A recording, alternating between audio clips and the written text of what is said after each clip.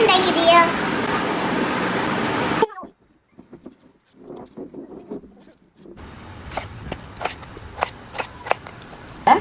Finger ചിപ്പിക്ക് ആവശ്യമുണ്ട് ഉപ്പും മുളകുപൊടിയും മഞ്ഞൾപ്പൊടിയും കായപ്പൊടിയും കടലപ്പൊടിയും ജീരകം. ഇത് മിക്സാക്കാൻ പോകണം. ഇനി വെള്ളം വെച്ചിട്ടാണ്. ഇനി നമ്മൾ ഫിംഗർ ചിപ്പ് ഇടാൻ പോവാണേ. ഞാൻ പോവും. Hi guys,